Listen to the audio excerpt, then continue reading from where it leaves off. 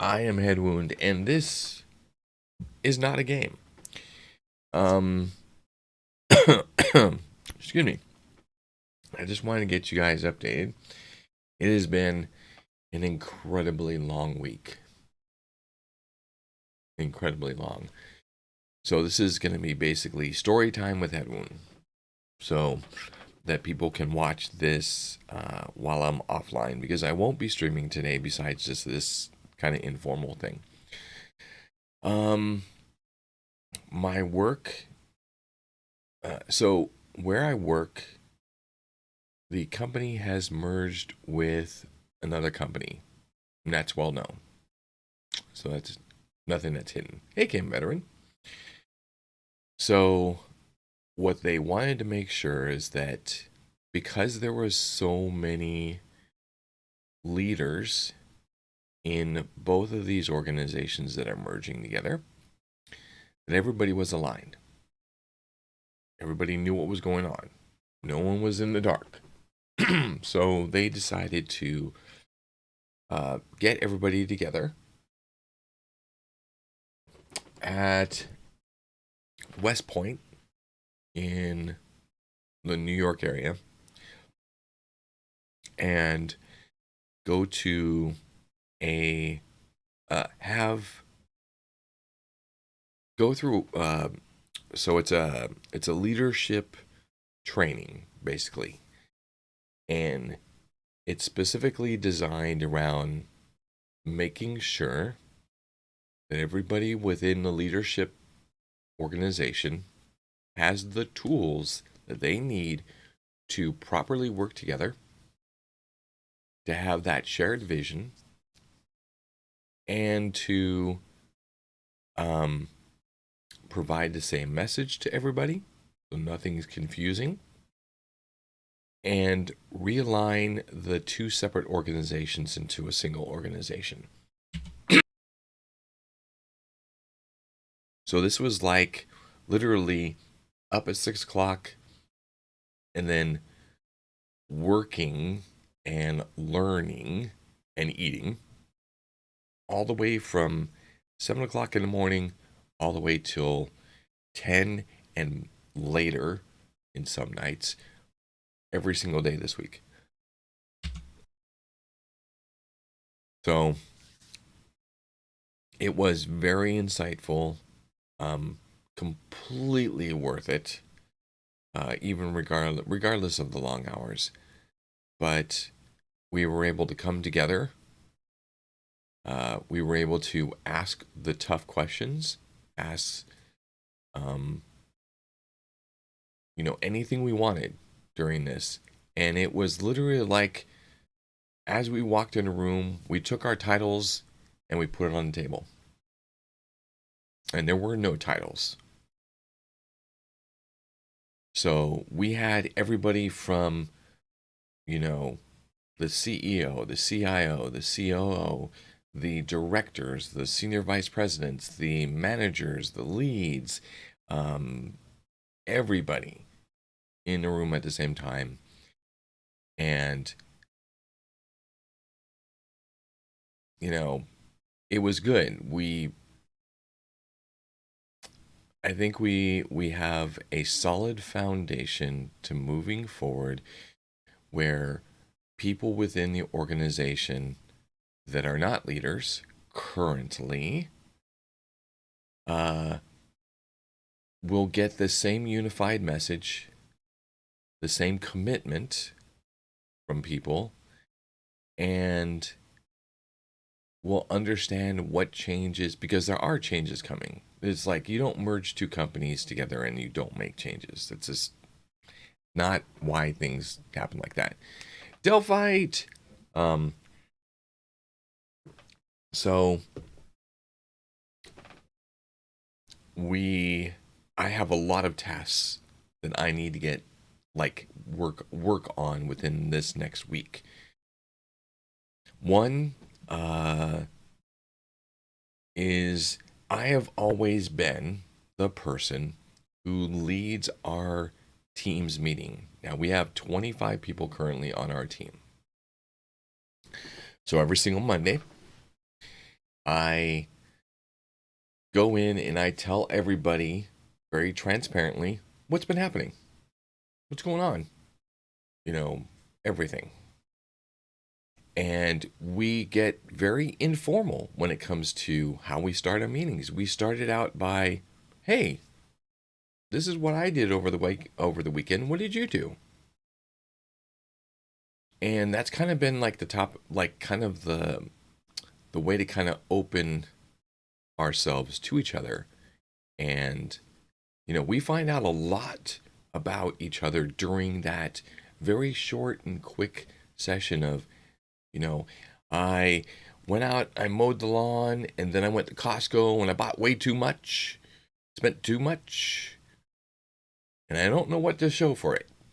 Those type of conversations. Or, you know, uh, I went to a wedding for my cousin, and it was a beautiful affair. I'm not really into weddings, but it was a great thing. Or I saw this great movie this weekend, and it was hilarious. And the movie name was blah, and you guys should check it out.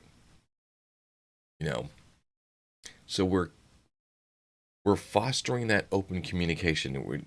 Don't be afraid to be vulnerable. Don't afraid to be able to show a piece of yourself. And so I lead this meeting like that. And then we go into topical things that have to do with the business and our team that affect them directly. And what does that mean kind of going forward? We also, if there hasn't been a meeting that has expressed like where the company is currently and how we are financially, we'll commonly interject. Company's doing great. We're getting a lot of sales coming in. We're working to getting these closed so that you guys can get additional work. By the way, if you don't have any current work, we know we're working on it. And we want to ensure you that because we don't have work for you, doesn't mean you're in trouble for not doing work. If you need to, you know, sit on your hands for a day and do absolutely nothing because you've already done all of the training that you wanted to do, you've done all this other stuff.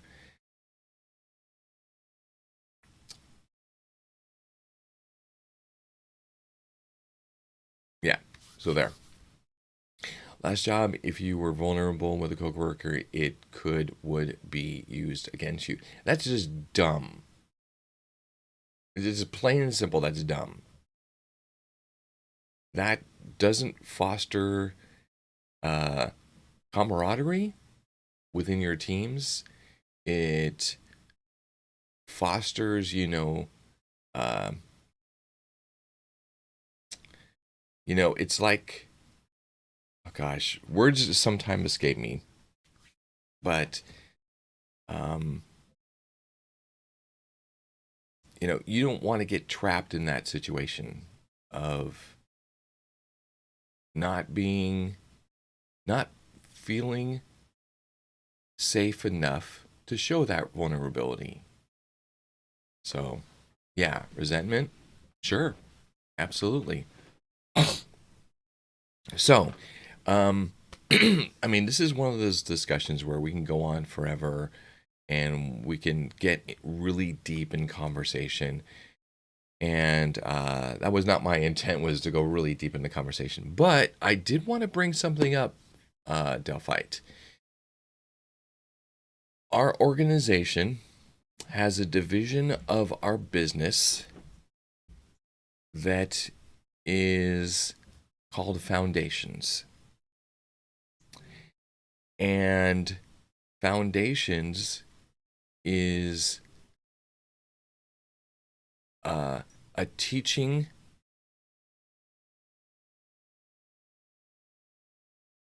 so it is a teaching team where, okay, Delphi, I know that you don't know anything about the tools that I deal with, but I know that you are technically savvy, that you want to learn. You can deal with multiple things at the same time, and that you're motivated. This would be an opportunity where I'd say, hey, Delphite, send me your resume because I want to pass your resume on to this team for the potential of you working with us. Now, what does that look like as far as a structural kind of down view of like, where would I be? Am I going to be working with Headwound directly? Initially, no. It doesn't mean that. But as if this is something that you think, hey, this is a great idea, I want the opportunity to get into this field that you are doing, because I like the way that you explain how the business values people, they value being not afraid to be vulnerable, not being afraid to fail in order to learn something where you can then take what you've learned and teach others and mentor others. We're a growing organization, so much that we went from just a month ago from being 50 people in our company to having more than 120. This time next year, that number is going to double. That could be from new hires, acquisitions of other companies. And I'm sorry, I feel like this has gone from, what I did over this last week to like a speech, and I like suddenly Headwound's got on a high horse, and this is nothing game related at all. And by the way, tomorrow I will be back to Beyond Two Souls. I had a lot of fun last week after I was able to fix the issues and reboot the computer and get things done.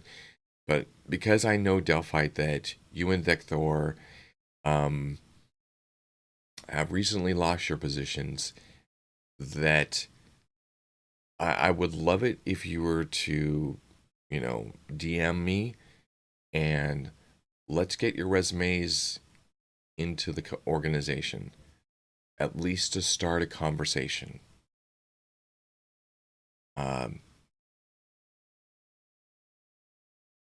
I think it's an opportunity.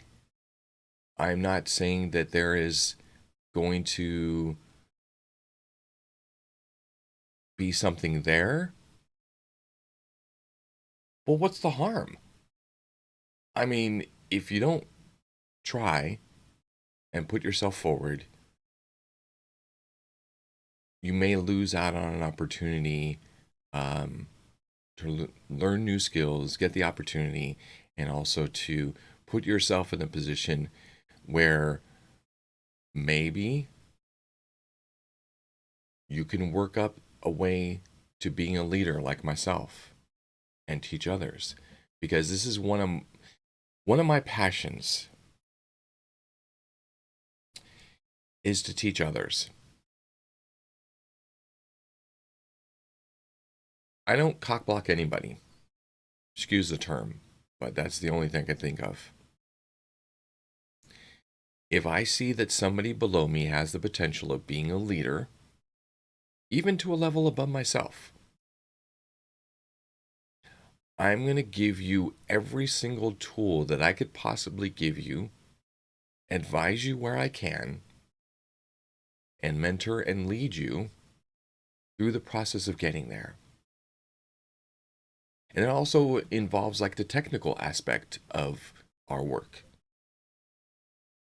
I've never held anything back. Oh, I learned something new. And I think it's important. I'm not going to only write it down. I will write it down, but I'm not going to hold it to myself. I'm going to say, hey, team, or hey, individual that I know is working on a project like this, I learned this. And as you go through,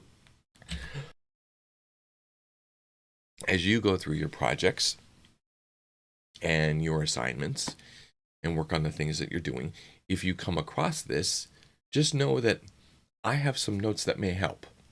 I have some experience that may help. Don't be afraid to call on me.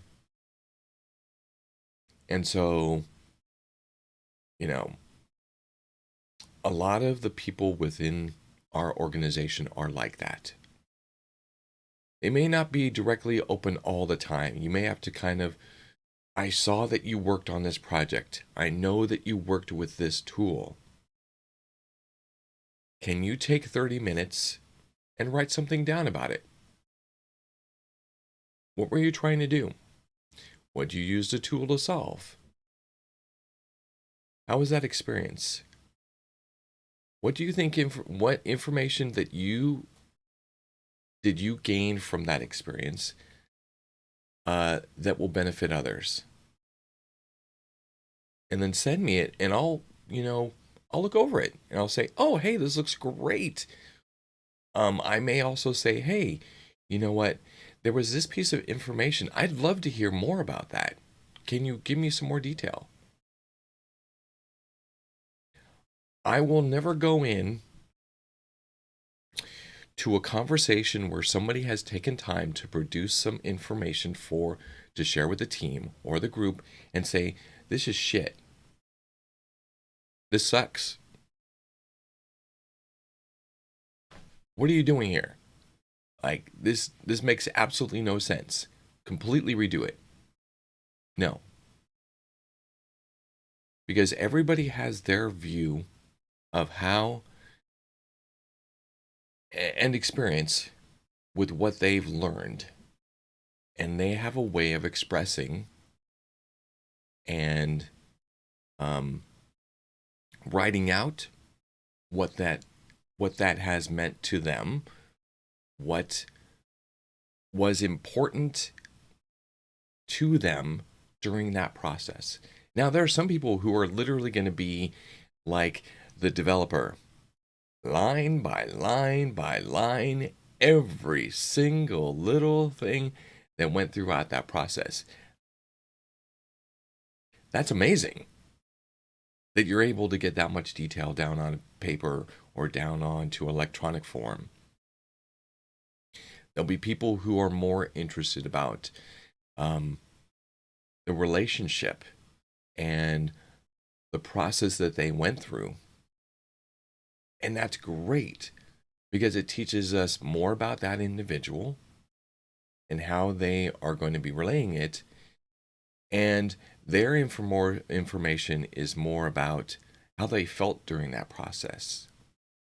And there's nothing wrong with that. I may go back and say, you know what, I see that you felt really frustrated about that process. What do you think was missing from that? And how do you think that could improve? So I'm drawing out that information from people.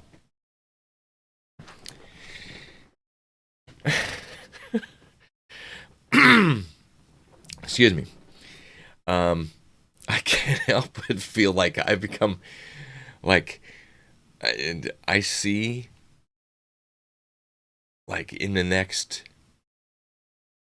10, 15, 20 years, when I'm getting ready to retire from doing all of this, which could be,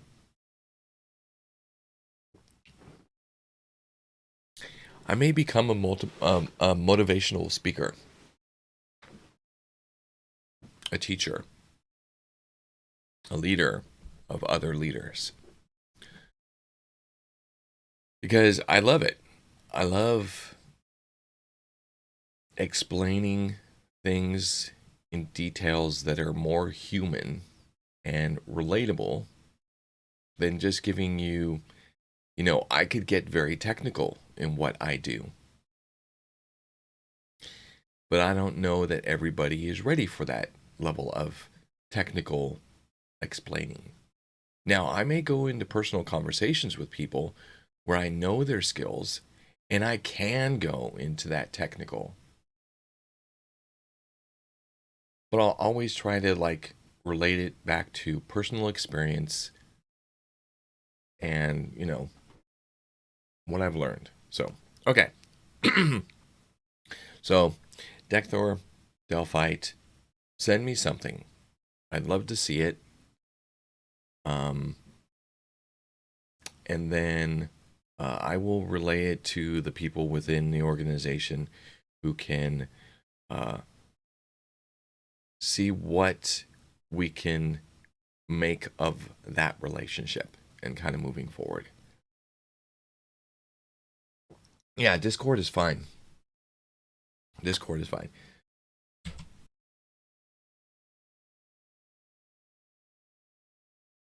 Okay, so I went on this trip, uh, long ass trip. Oh my god, so long. Holy cow! Like, um, again, like getting up at 6, getting into conversations by 7 a.m., having those conversations all the way till 10 o'clock at night and farther. Long conversations about everything, personal and also, the structure of how we're going to move forward, and also teaching opportunities, trust opportunities. We had a thing that we did that was okay. So, first off, this training was led by military leaders, generals, colonels, um, you know, people with many years of experience. So when I first heard this, I was like, wow, you know what? What are we really going to learn? I mean, every single military, thing that I've heard is, you know, do what we say, or else people die type of thing. And so I had a perspective of being told things. Like that's what we were going into. We were going to be told how we were going to need to act, what changes we were going to need to do, how we were going to do things. And that's not what it was. It was like kind of how I've done right now, you know, talk about things, you know, what is trust to us? And start that open conversation. And then their job was to lead that conversation. Take it over this direction. Take it over this direction. So, one of the things that we had a uh, because they wanted us to have open communication and to realize when there's too many cooks in the kitchen, and that can, without a unified agreement in where the company's going and within the leaders level, and again, I'm talking from CO all the way down to a lead. I mean, every single level. If we didn't have a unified, agreed upon value and understanding of what was happening, that the message will easily get completely off in left field for one person, over in right field for another. You'll have the people who, so they wrote out a chart. It was very interesting because it was like a graph, like a one hump graph. And they talked about 20% over here on the left. They see the vision. They agree upon it. They want it. They're all for it. Hey, Severo, great to have you in. We're talking about what I did this last week and some of the things I learned, some of the things we did. And then they said on the other side of this was the 20% who didn't believe in it. I don't see the vision. I don't care. I don't want this. How am I in the family? Excuse me. I'm over COVID. I have a little bit of residual cough. Part of that is because it's the morning time and, that's the way it is. Time to stretch. Hey, but I feel a lot better. Lily, good morning. And my youngest daughter is feeling a lot better. She still is recovering, kind of like she's probably 3 days behind me on the cough. And then the wife is almost completely over everything, except for a little bit of cough still. But otherwise, yeah, it was good. Okay, so talking about this exercise that we did. The exercise was to instill trust in each other and our relationships, and that we're not there to undermine each other. That's not why we're there. And to foster communication and openness. Got to be at therapy, so I wanted to pop in and say hi. See you. Hey, Lily, thank you for stopping in. Enjoy your therapy. We'll see you soon. So this was individual teams.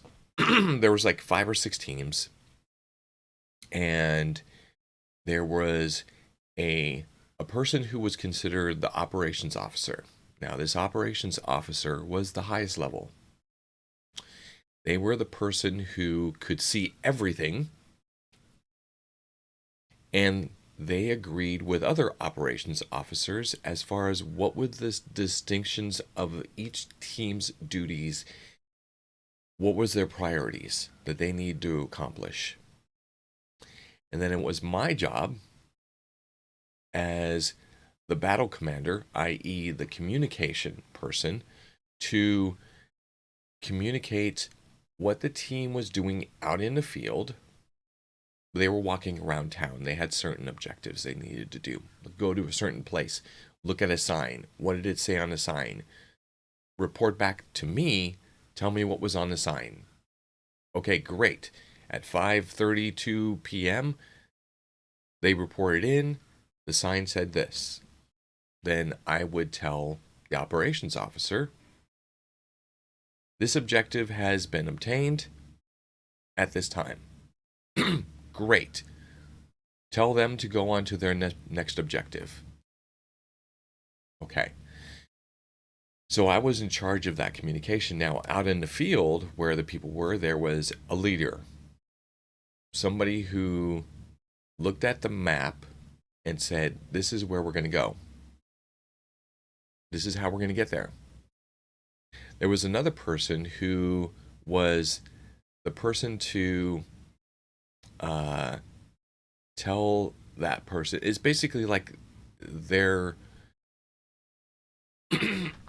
somebody who the leader respected and knew that they had all the best interest in for them and also the organization and what was the eventual goal. And they were in charge of questioning. Not questioning like, wow, that's stupid. Why don't you go this way? It was more like, I see that you want to go this way. Can you tell me why you feel that way is better than going this way?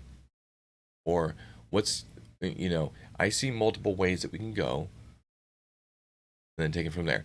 And then it was that person's job to hand down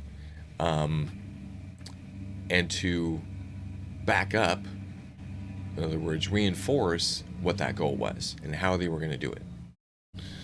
And then we had a person who was in charge of the communication. Okay, we made it to here. Let me call in and tell them what we found based on our goal. And it was a great exercise. It was funny because during this exercise there was another team. And okay, so let me back up. So I like telling this story because it shows that not everybody's perfect. The vision is not always the same, and sometimes communication is lacking, and we need to improve. We always need to improve our communication. That doesn't mean over communicate. It means making sure that the message that we're getting out is being heard. So we had multiple teams. Our was the armor division. There was a division that was called special forces. Then there was combat division, and then there was like air division, something like that. Yeah. And we were, when the operations group came together. Hey, Nick. Good to see you, my friend. Sorry, no games today, but we're just talking about what I did this week and some of the experiences that I had, because I felt like I wanted to share. So we, as the battle commanders, the people who were on the phone communicating with the people out on the field and then relaying that to operations, we were in charge of relaying what was told from to us from operations to our team and making sure that they understood their goals and what they needed to do. So it was under the understanding that in operations, they were separating out the different teams for different goals, specific goals. This is your primary goal. This is where you go to first. These are your secondary goals. This is what you're going to do next. Then beyond that, if you can accomplish other things without the detriment of getting to your primary or secondary goals, go for it. You have some openness for that. And there were, so in this exercise, there were points assigned to certain objectives. And whenever you assign a points or,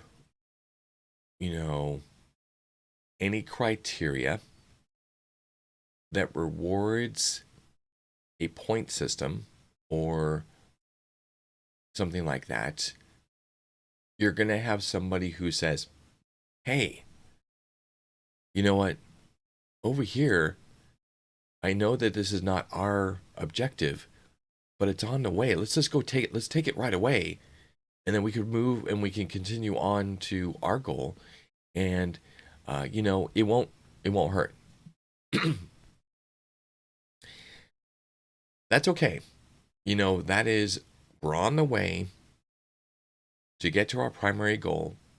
It's not going to take any more time. You do it. And that's great. And it was the understanding that in all teams that if you obtain an objective,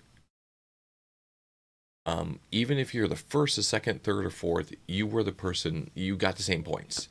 Now, there were certain objectives where you got double points for being the first team to get there. And this is where things got chaotic. There was one team that said, hey, I see our objectives, but just off of our objective is this other objective where we can get double points. We have to go farther to get to it. So they prioritize that over their primary objective of finishing their section of the map. And I call so the what happened. My team, you know, not completely, uh, not a bunch of fat people. That we knew that they were all out of, don't exercise, don't run, don't walk that often, and they're lazy and something of that sort. Or maybe somebody who has, like, we had a whole bunch of people who had like asthma or this medical condition that would keep them from moving quickly. we were we were a team that was full of people who knew our goals, knew our primary objective. So we were assigned the farthest point on the map, because the ultimate goal of this exercise was that we were supposed to get to every single point and radio in that we found it. Now, throughout the exercise, they would throw things at us, obstructions. Um, these two objectives are no longer available currently. Okay, somebody was going to that objective. Let's reroute them. And so we had a lot of that. We had, like, they were playing loud music where I was, so they would call out these. This objective is no longer available. This objective is now available. Radio silence, which means that we couldn't answer the phone, couldn't make any phone calls, and if we were on a phone call, we just had to flip the phone down and we had to call. So, long story short, because this was actually, no, not long story short, long story long, going to make it shorter. Ultimately, one of the teams went out of their way to go to another objective in order to get more points before they got to their objective. And they did it. They got some extra points. Our team went to the primary objective. Everybody else went to their primary objectives. Picked up a few things here and there on the way. When we got back from this exercise, the team that bypassed their primary objective and went to their secondary objective, I called bullshit. I said, in our initial communication, our objective was to get to this. That was our primary objective. And I said, we ultimately got all of our objectives, and that was great. That was everything. But if, let's say, something happens, this team goes for this secondary objective, or not even, like, it's not even their objective at all, because they know that it's worth more points. And when they do that, something happens, and they are no longer able to achieve their own objectives because of time, because of lack of something. You've now blown everything because you saw the shiny and you went to the shiny before your primary objective of, getting getting the services back available for the company, getting their internet back on, getting their their package out the door so that they could receive it within a timely manner before their contract was over. So that it translates a lot into we as human beings love reward. We like it. We like to see the rewards that we get from doing something or that we accomplish something.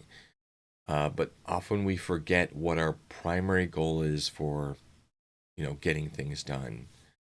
And it can ultimately hurt the overarching goal for the organization. Anyways, okay. So I spent a lot of time like talking about this, and I could go on forever. But what I wanted to talk about was donuts, Krispy Kreme, coffee. There you go.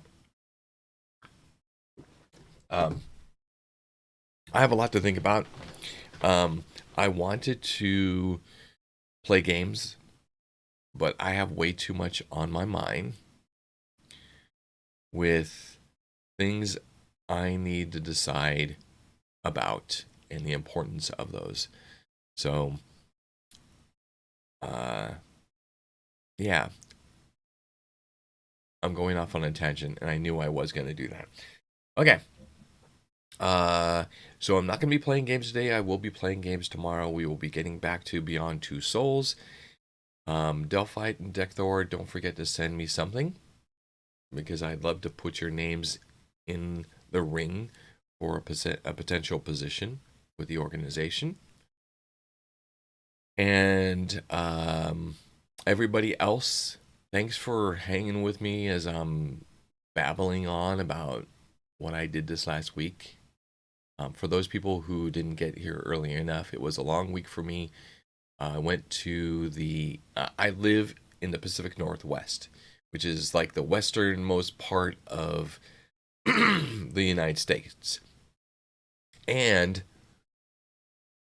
I ended up going to almost as far east as you can get. Within a few hours of the farthest east that you can get. So it was like the flight was 6 hours or something like that.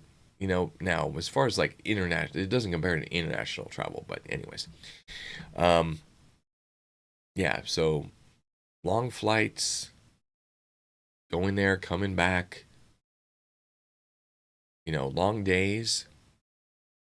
I was partially still sick with COVID, so wore a mask for a lot of the time until I felt like I was not transmissible.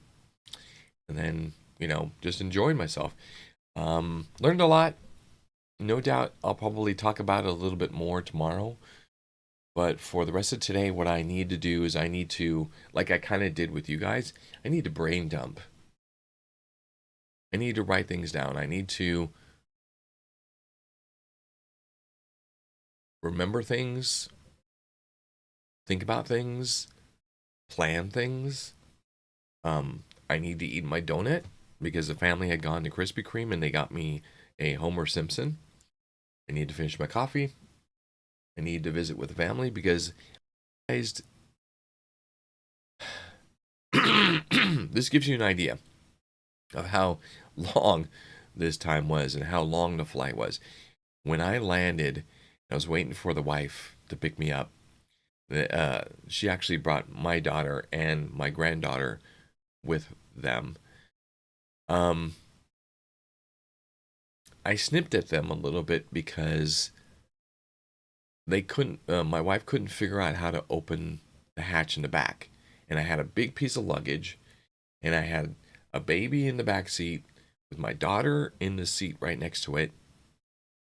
There's no way that I could fit a luggage bag on my lap with my backpack in the front seat.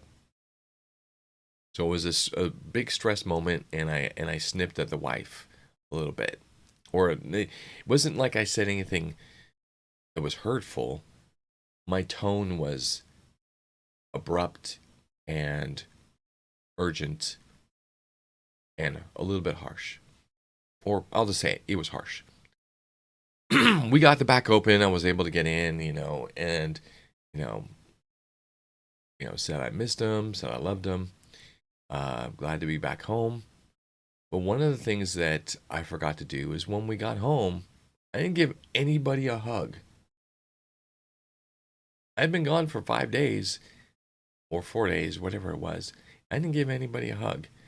I just was like, I felt really out of it, jet lagged, really tired, and I just went to bed.